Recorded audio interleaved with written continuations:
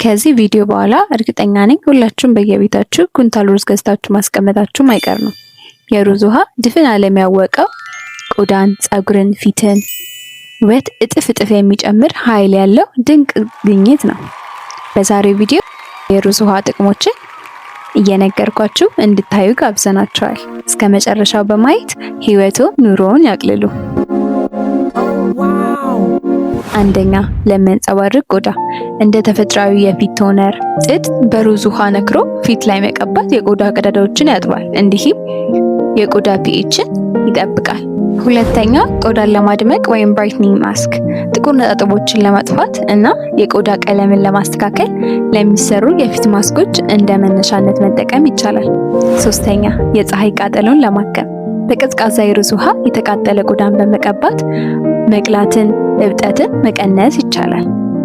ሶስተኛ፣ እርጅና ለመከላከል ወይም አንቲ ኤጂንግ አዘውትሮ መጠቀም በውስጡ ባለው አንቲኦክሲድነት ምክንያት የፊት ላይ መሸብሸብን ይቀንሳል፣ ማሳከክና መቆጣትን ያስታግሳል።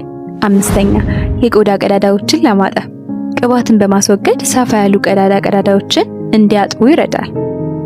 ስድስተኛ፣ ለብጉር ሕክምና ንቁ የሆኑ ብጉር እንዲደርቁ እና ከብጉር ጋር የተያያዙ መቅላትን ለመቀነስ ይረዳል። ሰባተኛ፣ ለገላ መታጠቢያ ገላውን በሚታጠቡበት ውሃ ውስጥ ጥቂት ብርጭቆ የሩዝ ውሃ በመጨመር ሙሉ ሰውነቱን ማለስለስ ይችላሉ። ስምንተኛ፣ የፀጉር ለማልቀቂያ ሄር ሪንስ ፀጉሮን በሻምፖ ከታጠቡ በኋላ በሩዝ ውሃ በመለቅለቅና ለ10 ደቂቃ ቆይቶ በመታጠብ ፀጉርን ማጠንከር ይቻላል።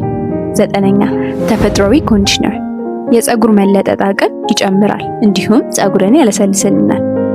አስረኛ፣ የራስ ቆዳን ለመጽዳት የፈላ ወይም የቆየ ወይም ፈርመንትድ የሩዝ ውሃ የራስ ቆዳን በደንብ ለማጽዳት ይረዳል።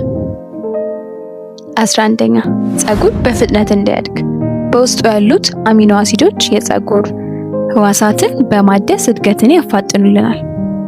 12ኛ፣ ለፀጉር ብርሃን ወይም ሻይን ፀጉር ላይ የመከላከያ ሽፋን በመፍጠር የሚያብረቀርቅና ጤናማ እንዲመስል ያደርጋል። 13ኛ፣ ፀጉር እንዲዘበራረቅ ወይም ፍሪዝ ኮንትሮል ፀጉር እንዳይቆሳስልና ለስላሳ እንዲሆን ይረዳል። 14ኛ፣ ለፎሮፎር መፍትሄ በራስ ቆዳ ላይ ፎሮፎር የሚያስከትሉ ፈንገሶችን ለመከላከል ይረዳናል።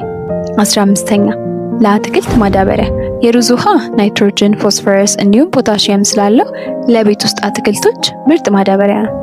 16ኛ፣ ልብስን ለማጠንከር ወይም ስትሬቺንግ ነጭ ሸሚዞች እና ጨርቆች ተኩስ እንዲይዙና እንዲጠነክሩ በሩዝ ውሃ ውስጥ ነክሮ ማድረግ።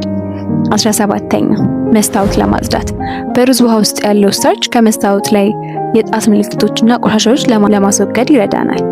18ኛ፣ ለሆድ ህመም የተቀቀለ ሩዝ ውሃ መጠጣት ለተቅማጥና ለሆድ መረበሽ ባህላዊ መፍትሄ ነው። 19ኛ፣ መጥፎ ሽታን ለማስወገድ ምግብ የቆየባቸውን የላስቲክ ዕቃዎች በሩዝ ውሃ በማጠብ መጥፎ ሽታን ማስወገድ ይቻላል። አብራችን ስለቆያችሁ በእጅጉ አመሰግናለሁ። በቀጣይ ስለምን ልስራላችሁ ሀሳባችሁን ኮሜንት ላይ ጻፉልን። እናመሰግናለን።